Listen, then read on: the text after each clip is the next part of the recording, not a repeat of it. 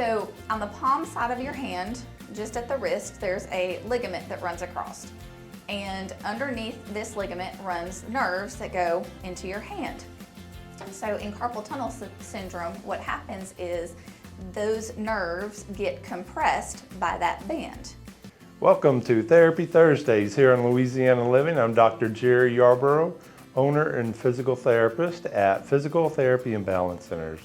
And today we have one of our staff occupational therapists, Jennifer McCarthy, and she's going to be starting a series talking about wrist impairments. So, go ahead. Thank you, Dr. Jerry. Yeah. So today we're going to start with talking about carpal tunnel syndrome. I think most people have probably heard that term, but may not necessarily know what that means, what causes it, and what some of the symptoms are. So we're going to discuss some of that today. So on the palm side of your hand, just at the wrist, there's a ligament that runs across. And underneath this ligament runs nerves that go into your hand. So in carpal tunnel syndrome, what happens is those nerves get compressed by that band. So why does this happen, or how does this happen? So there's several things that can kind of contribute to this. Unfortunately for me, being a woman, that is one of the factors that kind of makes you a little more predisposed. And some of that is because hormonal changes with pregnancy and menopause can contribute to this. Some other risk factors are repetitive type movements. We see a lot of people that spend a lot of time on the computer typing, and also anybody that does a lot of sustained gripping. So I've seen mechanics, carpenters, those kind of professions that use their hands in a sustained position throughout the day.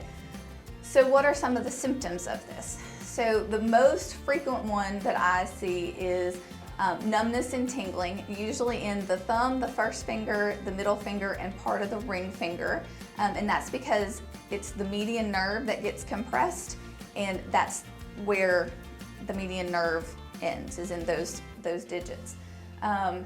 So other symptoms can be pain, swelling, and decreased grip strength, especially if you're trying to sustain a grip on an item or an object. So what can we do for this? So there's several things that we can do. The first thing that I recommend is to, when you're using your hands, take frequent rest breaks, and also make sure that your positioning of your hands, if you're typing, you're not in too much wrist extension or too much wrist flexion, that you're in a more neutral wrist position. If you're doing sustained gripping, again, take frequent rest breaks. Shake your hands out to kind of try and minimize some of that. So then there's some exercises that we can do. We can do what are called nerve glides, and I'm going to go ahead and demonstrate those for you. So what you're going to do is you're going to start with your fingers straight up in the air. You're going to make what we call a claw fist, and then you're going to roll down into a full fist. You're going to come back up into a claw fist, and then you're going to make a straight fist, and then you're going to come straight up in the air. I'm going to do that a couple of times for you so you can see. Claw fist, full fist, claw fist, straight and up.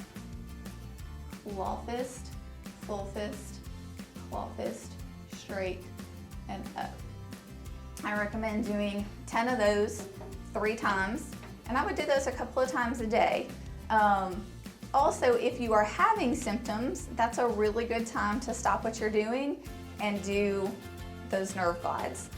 If that seems to be complicated and hard to remember, you can do a modified version of it. And in that, what you would do is do 10 claw fist, 10 full fist, and 10 what we call hamburger fist, because it looks like you're holding a hamburger.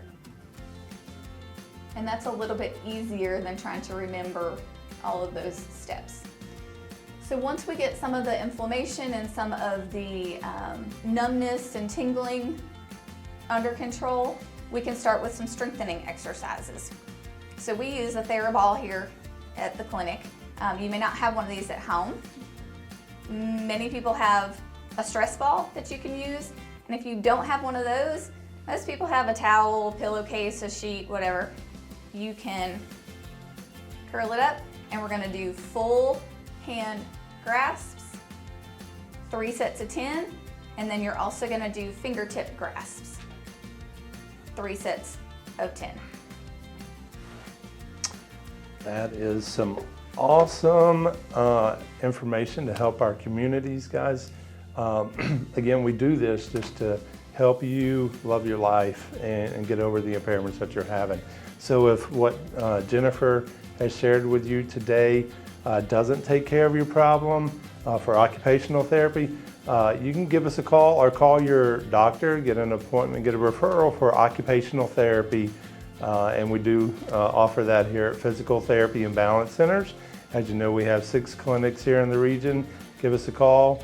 We're here to help you at any time, and we look forward to seeing you next week.